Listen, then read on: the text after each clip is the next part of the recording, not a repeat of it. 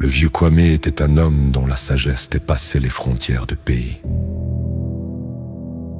Architecte de renom, il avait bâti des palais, des ponts et des cathédrales. Mais son plus grand défi, celui qui n'avait jamais réussi à achever de son vivant, c'était l'unité de son propre sang. Ses trois fils étaient comme trois fleuves nés de la même montagne, mais coulant dans des directions opposées et refusant de mêler leurs eaux. À sa mort, une pluie fine et persistante tombait sur le domaine familial, comme si le ciel lui-même pleurait la division à venir. Les trois frères se tenaient dans le grand salon, mais ils ne se regardaient pas. À gauche, Moussa, l'aîné, un homme massif, dont le costume coûteux semblait être une armure pour lui. La vie était un livre de contes. Il croyait que tout pouvait s'acheter, même le respect. Il regardait sa montre en or, impatient de retourner à ses affaires, considérant ses frères comme des poids morts. Au centre, Idriss le cadet, l'intellectuel, ses lunettes reflétaient la lueur des bougies. Il passait sa vie dans les livres et les théories. Pour lui, Moussa était une brute ignorante et Silas un rêveur inutile. Il pensait que seule la logique devait diriger le monde et il avait déjà préparé mentalement la division géométrique parfaite des terres de son père. À droite, Silas, le Benjamin, les mains tachées de peinture et de terre, c'était l'artiste, celui qui écoutait le chant du vent. Il était sensible, souvent moqué par ses aînés pour son manque d'ambition matérielle. Il ne voulait pas de l'argent de son père, il voulait seulement l'amour que cette famille n'avait jamais su se donner. Le vieux notaire, un homme dont la peau ressemblait à du cuir vieilli, brisa le silence d'une voix chevrotante. « Messieurs, votre père a laissé une dernière volonté. Il ne vous lègue ni son argent ni ses domaines. » Un murmure de choc parcourut la pièce. Moussa se redressa. Furieux, Idriss fronça les sourcils. « Il vous lègue, » continua le notaire, la maison du socle. Une bâtisse inachevée sur la colline de l'oubli. Et voici sa condition unique. Vous n'hériterez du reste de sa fortune, les comptes en Suisse, les parcelles en ville et les villas, que lorsque le toit de cette maison sera posé. Mais attention, la maison doit être bâtie par vos 6 mains, ensemble. Si l'un de vous abandonne, tout est perdu. Si l'un de vous travaille seul, les murs s'effondreront. Moussa laissa échapper un rire méprisant. Travailler avec eux, l'un ne sait que compter ses diplômes et l'autre ne sait que dessiner des nuages. C'est une plaisanterie de vieillard. C'est illogique, ajouta Idriss. Une construction demande une direction unique, pas un comité de querelles. Silas, lui, ne dit rien. Il regardait par la fenêtre la colline de l'oubli enveloppée de brume. Il sentait que ce n'était pas une maison que leur père leur demandait de bâtir, mais un pont au-dessus de l'abîme qui les séparait. Le lendemain, ils se rendirent sur les lieux. La maison du socle n'était qu'un squelette de pierre et de béton nu et triste. Les fondations étaient là, solides, mais les murs s'arrêtaient à hauteur d'homme. Le chantier semblait attendre, comme une question posée au destin. Autour de la maison, le silence était total. On n'entendait ni oiseaux ni insectes. C'était comme si la nature elle-même retenait son souffle pour voir si les fils de Kwame seraient capables de poser la première brique de leur réconciliation. Moussa sortit son téléphone pour appeler des ouvriers, mais il s'arrêta net. Le testament était clair: par vos 6 mains. Il regarda Idriss, Idriss regarda Silas, Silas regarda le sol. La guerre n'avait pas besoin de fusil pour éclater.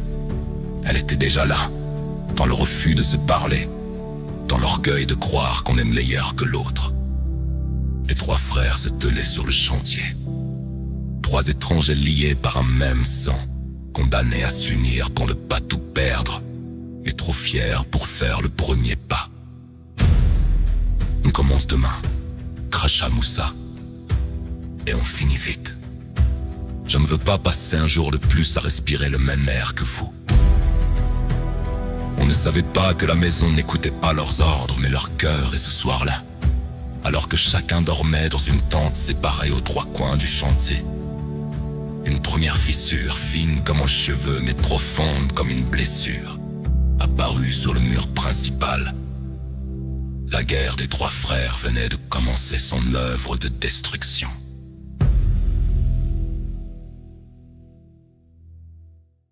Le deuxième chapitre de cette épreuve s'ouvrit sous un soleil de plomb qui semblait vouloir mettre à nu les rancœurs les plus enfouies.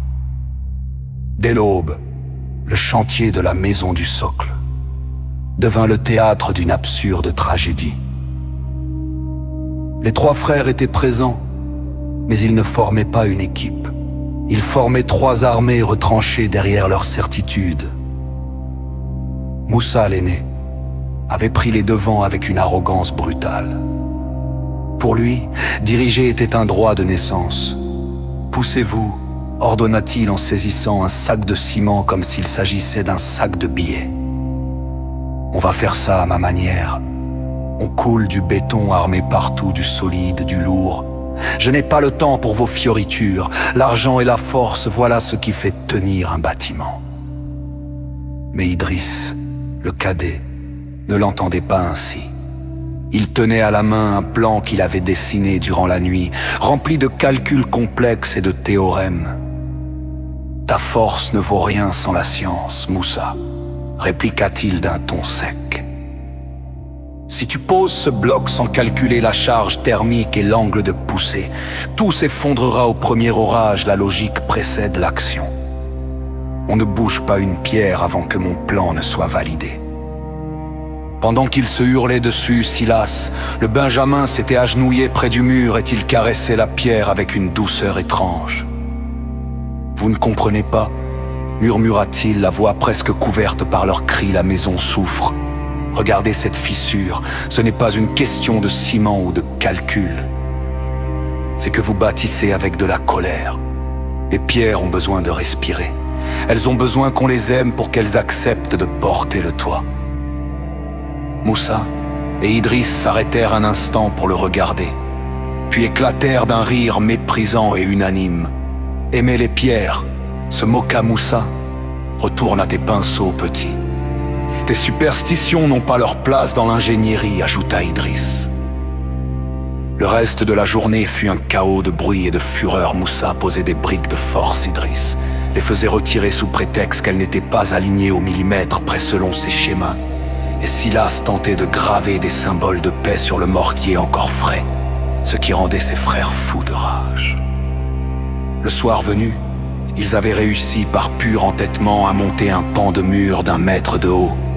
Ils s'écroulèrent dans leurs tentes respectives, sans un mot de fraternité, chacun convaincu que les deux autres étaient des obstacles à sa propre réussite. Mais au milieu de la nuit, un son étrange réveilla Silas. Ce n'était pas le vent ni le cri d'une bête. C'était un gémissement, un son de déchirure, comme si la terre elle-même sanglotait. Il sortit de sa tente, suivi bientôt par Moussa et Idriss. Alertés par le vacarme, sous la lueur froide de la lune, ils assistèrent à un spectacle d'horreur. Le mur qu'ils avaient érigé durant la journée ne s'était pas contenté de tomber. Il s'était transformé en poussière fine, les briques s'étaient désintégrées et le ciment de Moussa semblait s'être évaporé.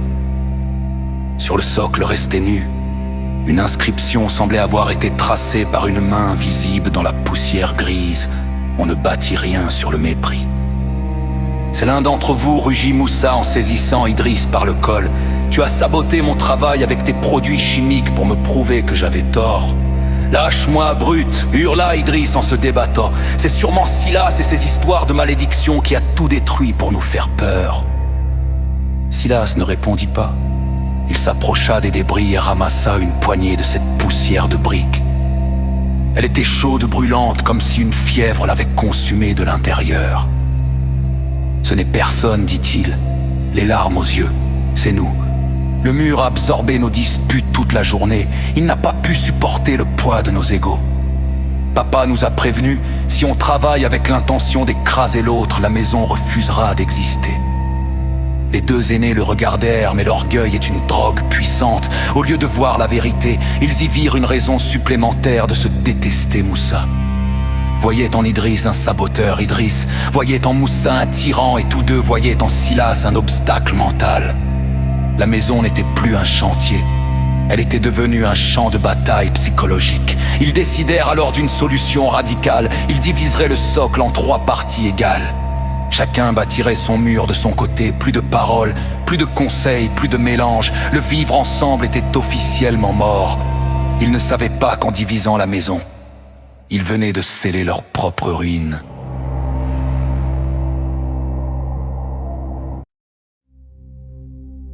La décision était prise. Le socle de la maison, ce fondement que le vieux Kwame avait voulu indivisible, fut marqué de 3 lignes rouges à la peinture indélébile. Moussa avait pris le côté nord, celui qui donnait sur la route, pour montrer sa puissance. Idriss occupait le côté sud face aux collines, pour le calme de ses calculs. Silas, lui, s'était installé à l'est face au lever du soleil. Désormais, ils ne se parlaient plus. Ils ne se regardaient même plus. Le chantier, qui aurait dû être un lieu de vie, ressemblait à une prison où 3 détenus purgeaient des peines différentes. Moussa fut le plus rapide. Il avait utilisé son argent pour faire livrer les matériaux les plus chers, les pierres les plus lourdes. Il bâtissait avec une rage froide en pilant les blocs comme s'il s'agissait de coffres-forts. Mais très vite, la réalité le rattrapa.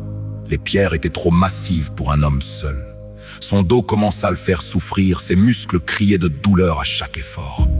Il voyait bien qu'Idriss, avec ses leviers et ses poulies, levait des charges avec moins d'efforts, mais son orgueil l'empêchait de lui demander conseil. Moussa était riche, mais il était épuisé, prisonnier de sa propre force brute. De son côté, Idriss avait conçu une structure parfaite, une merveille de géométrie. Ses angles étaient impeccables, ses mesures précises au millimètre, mais il lui manquait la main-d'œuvre. Alors qu'il tentait de fixer une poutre maîtresse selon un angle complexe, il réalisa qu'il lui fallait quelqu'un pour maintenir l'autre extrémité.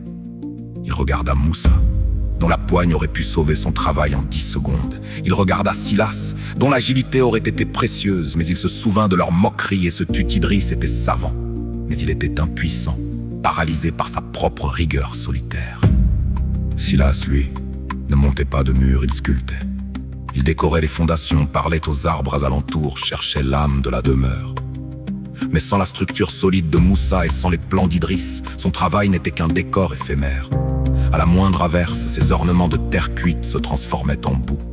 Silas était l'âme de la maison, mais il n'avait pas de corps pour l'abriter. Un soir, une tempête de poussière, comme Boundiali n'en avait jamais connu, s'abattit sur la colline de l'oubli. Le vent hurlait comme 1000 démons. Moussa s'agrippa à son mur de pierre massive, mais les blocs, simplement empilés sans le mortier savant d'Idriss, commencèrent à vaciller. Un bloc se détacha et manqua de lui briser la jambe. Terrifié, il dut abandonner son œuvre pour se réfugier dans une crevasse. Idriss vit son échafaudage complexe, trop rigide et manquant de la souplesse que Silas préconisait, voler en éclats sous les rafales. Ses plans précieux furent emportés par le vent, s'éparpillant dans la nuit comme des oiseaux morts. Silas, sans abri, fut jeté au sol par la violence du vent, sa frêle tente déchirée, ses mains écorchées par les débris qui volaient. Au matin, le spectacle était désolant. Les 3 frères sortirent de leurs cachettes respectives, couverts de poussière, les vêtements en lambeaux. Leurs 3 murs séparés gisaient au sol, mélangés dans un tas de gravats méconnaissables. Les lignes rouges de la division avaient été effacées par le sable. Ils se tenaient là, aux 3 coins du socle nu, plus pauvres et plus seuls qu'au premier jour. « Tout ça pour rien », murmura Moussa, dont la voix n'était plus qu'un croissement. Son visage était marqué par la fatigue et la défaite. « La logique dit que nous avons échoué », ajouta Idriss, ses lunettes brisées, son regard perdu dans le vide. « Non » dit Silas en se relevant avec difficulté. « La logique dit que nous avons réussi notre propre ruine. Regardez-nous. Nous avons le même sang, le même nom, le même héritage, et nous sommes incapables de nous tenir chaud sous l'orage. La tempête n'a pas détruit la maison. Elle a juste révélé que la maison n'existait pas encore. » À cet instant, le notaire apparut au bas de la colline. Il ne monta pas les voir. Il se contenta de planter un panneau dans le sol avant de repartir. Sur le panneau, un simple sablier était dessiné, et il ne restait plus que quelques grains de sable en haut. Le temps de leur père touchait à sa fin. Ils n'avaient plus que 3 jours pour poser le toit, où ils seraient chassés du domaine, déshérités de tout, mais surtout de leur dignité. Le silence qui suivit fut le plus lourd de leur vie. Ce n'était plus le silence de la colère, c'était le silence de la honte.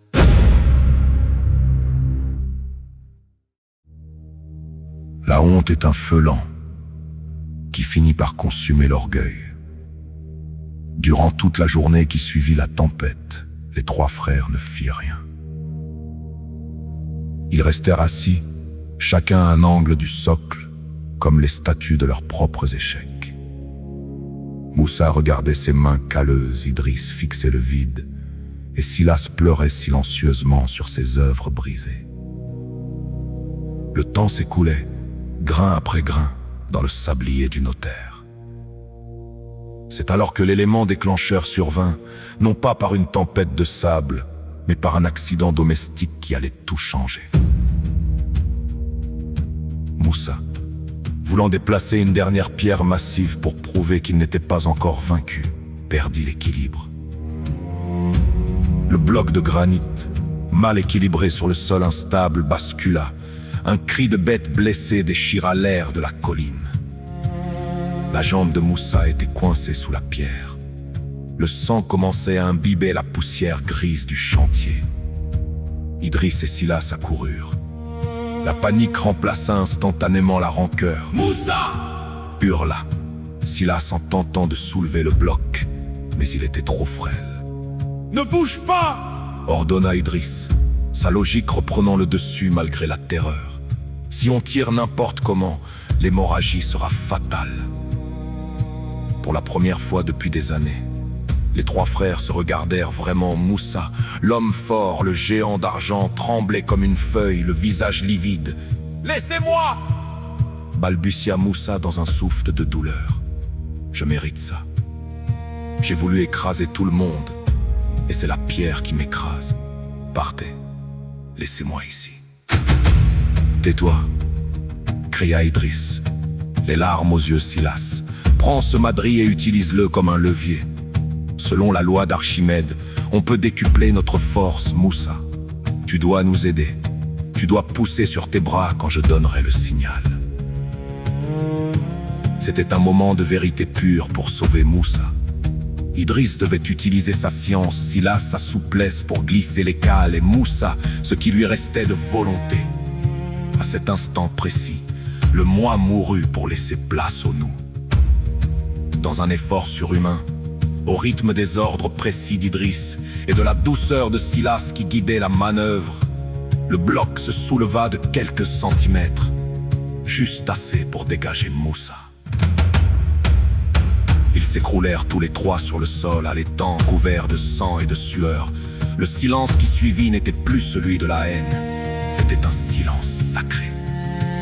Moussa, la jambe sommairement bandée par le foulard de Silas, prit la parole. Sa voix n'avait plus rien de l'arrogance du commerçant. « Pardonnez-moi » murmura-t-il. « J'ai cru que l'argent et la force étaient tout. Mais quand la pierre est tombée, mon argent n'a servi à rien. C'est votre intelligence et votre cœur qui m'ont sauvé. » Idriss baissa la tête, ses lunettes brisées pendant l'effort. « C'est moi qui te demande pardon, Moussa. Je me croyais supérieur parce que j'avais lu des livres. Mais mes théories n'auraient jamais soulevé cette pierre sans tes bras et sans la persévérance de Silas. J'ai utilisé ma science pour diviser, au lieu de l'utiliser pour unir. » Silas les prit tous les deux par la main. Ses doigts étaient fins, mais sa poigne était devenue celle d'un homme. « Ne pleurez pas sur les murs qui sont tombés! Pleurez sur le temps que nous avons perdu à nous haïr. Papa ne voulait pas d'une maison de luxe. Il voulait que nous devenions les briques les uns des autres. Une brique seule n'est qu'une pierre. Des briques ensemble sont un rempart. »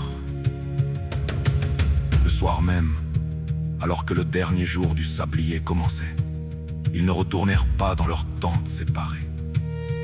Ils s'assirent ensemble autour d'un seul petit feu, au centre du socle. Ils partagèrent le même pain, la même eau et surtout, les mêmes souvenirs d'enfance qu'ils avaient enfouis sous des années de compétition. Ils se mirent à parler de la maison, non plus comme d'une corvée pour toucher un héritage, mais comme d'un monument à leur père. « On va utiliser tes plans, Idriss, » dit Moussa. « Mais je vais acheter le meilleur mortier, celui qui est souple et qui résiste au choc. Et on laissera Silas sculpter la porte, ajouta Idriss. pour que quiconque entre ici sache que cette maison a une âme. Sur le socle, l'inscription invisible de la poussière avait changé. On pouvait désormais lire, si on y prêtait attention, le pardon est le seul mortier qui ne s'effrite jamais. Il ne leur restait que 24 heures. Le défi était techniquement impossible. Mais pour 3 frères qui venaient de retrouver leur sang, l'impossible n'était plus qu'un mot vide.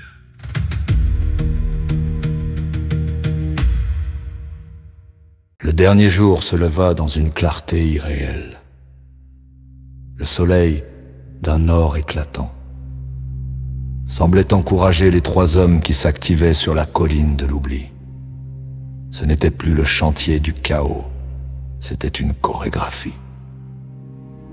Moussa, malgré sa jambe bandée, s'était installé sur un tabouret solide. Il était devenu le pivot. Avec sa force légendaire, il préparait le mélange de mortier parfait guidé par les proportions exactes qu'Idriss lui dictait de mémoire. Idriss, monté sur l'échafaudage, n'était plus un théoricien froid. Il maniait la truelle avec une précision chirurgicale, plaçant chaque brique là où la structure était la plus équilibrée. Silas, agile comme un singe, grimpait le long des murs pour fixer les cales et s'assurer que l'âme de la maison était respectée dans chaque angle. Ils ne se parlaient plus pour s'insulter, mais pour s'épauler. « Moussa, encore un peu de liant ici. Le mur doit tenir contre le vent d'Es. Reçu Idriss. Silas, attrape cette poutre. Elle est lourde, mais on va la lever ensemble. » À chaque pierre posée avec amour, à chaque parole de soutien. La maison semblait grandir d'elle-même. Les fissures de la veille se refermaient comme des cicatrices guéries. Le socle, autrefois froid et gris, vibrait d'une chaleur nouvelle. À 1 heure de la fin du sablier, il ne restait plus que la poutre faîtière, celle qui devait supporter le toit. C'était une pièce de bois immense et sacrée seule. Aucun d'eux ne pouvait la soulever à 2. Ils auraient failli. À 3, dans un souffle commun, ils la portèrent sur leurs épaules. Moussa donnait la base, Idriss la direction, et Silas l'équilibre. Quand la poutre s'emboîta parfaitement dans les enchoches prévues par Idriss, un immense soupir sembla parcourir la colline. La maison était debout. Le notaire apparut au sommet de la colline, pile au moment où le dernier grain de sable tombait. Il regarda la bâtisse imposante et magnifique, puis il regarda les 3 frères serrés les uns contre les autres, couverts de poussière mais les yeux brillants. Il ne sortit pas de nouveau contrat. Il tendit simplement une petite clé en fer à Moussa. « Votre père m'avait dit, s'il termine la maison, donne-leur la clé du coffre qui se trouve sous le foyer. » Les frères se précipitèrent à l'intérieur de la demeure sous la dalle de la cheminée. Ils découvrirent un petit coffre en bois précieux. Moussa l'ouvrit avec respect. À l'intérieur, il n'y avait ni or, ni diamant, ni titre de propriété. Il n'y avait qu'une vieille photo de famille, les montrant tous les 3 enfants se tenant par la main et une lettre écrite de la main ferme du vieux Kwame. « Mes fils, si vous lisez ceci, c'est que vous avez compris que la plus belle demeure qu'un homme puisse bâtir n'est pas faite de pierre, mais de pardon. L'argent de Moussa n'est qu'un outil, le savoir d'Idriss n'est qu'une boussole, et la sensibilité de Silas est la lumière séparée. Vous êtes des ruines unies, vous êtes un empire. Le véritable héritage n'est pas dans mes banques, il est dans vos cœurs qui battent à nouveau à l'unisson. La maison est à vous, prenez soin d'elle, car tant qu'elle sera debout, votre lignée ne connaîtra jamais la misère. » Moussa tomba à genoux. La lettre contre son cœur, Idriss et Silas posèrent leurs mains sur ses épaules. La fortune matérielle qu'ils reçurent officiellement le lendemain leur parut soudain bien dérisoire face à la richesse de leurs retrouvailles. Cette maison, mes frères et sœurs, n'est pas seulement une histoire. C'est le miroir de nos familles, de nos communautés, de nos pays. Combien d'entre nous passent leur vie à bâtir des murs de division?